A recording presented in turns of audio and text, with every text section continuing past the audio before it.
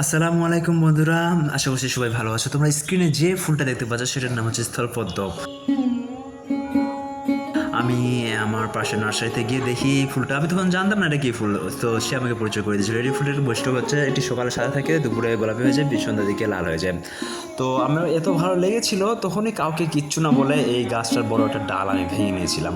আমি জানতাম না যে এই ডাল দিয়ে অবশ্য কোনো গাছ টাছ বানানো যাবে কিনা, তারপর এনেছিলাম। তো দেখা যাক এখন। 6 ইঞ্চির মতো কেটে নিয়েছি, এই যে 6 ইঞ্চি কেটে নিয়েছি, এবং এর গোড়ায় আমি অ্যালোভেরার রস লাগাচ্ছি। অ্যালোভেরা একটা প্রাকৃতিক রুট হরমোন, প্রাকৃতিকভাবেই শিকড় গজাতে খুব সাহায্য করে। প্রতিটি ডালের মানে কাটিংয়ের শেষের নিচের দিকে আমি এই অ্যালোভেরার রসটা ঘষে ঘষে লাগিয়ে দিচ্ছি।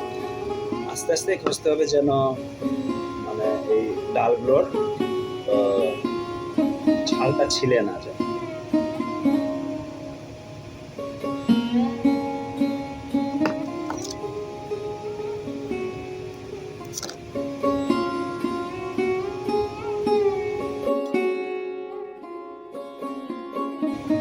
আর এই যে কিছু কলি আছে আমার হাতে, এটাকে আমি রেখে দেবো, ফুলটা নিতে কিছু ফোটে কিনা। আমি কিছু গামলা নিয়েছি, মানে বালি নিয়েছি, বালিতেই দেবো ভালো করে লাগবে। দেখুন বাড়িটা এবার ঠেসে ঠেসে নেবো, মানে চেপে চেপে নেবো, যাতে ভিতরে কোনো বাতাস বা ফাঁক ফোকর না থাকে, কারণ ফাঁক ফোকর থাকলে বাতাস থাকলে কিন্তু সেখান থেকে ডালটাকে পচিয়ে দেবে তারা। এরপর আপনার কাটা ডালগুলো যতটুকু মোটা, ততটুকু মাপের মোটা কাঠি দিয়ে গর্ত করে নেব, কারণ নইলে যদি আপনার সরাসরি ডালগুলো ঠেলে ঠেলে ঢোকাতে চান তাহলে কিন্তু ছিঁড়ে যাবে, আর ছিঁড়ে গেলে কিন্তু সেই ডালটা আর হবে না।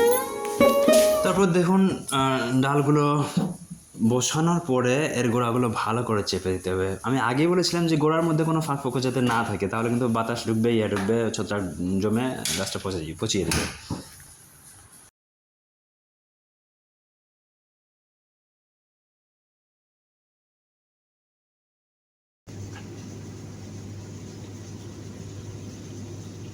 হুম, আজকে আমি এটাতে পানি দেব না, কারণ এখানে যে আমি অ্যালোভেরার হরমোনটা লাগিয়েছি, পানি দিলে সেটা ধুয়ে যেতে পারে। তাছাড়া এমনিতে বালুটা আমার ভেজাই আছে, আজকে পানি না দিলেই চলবে।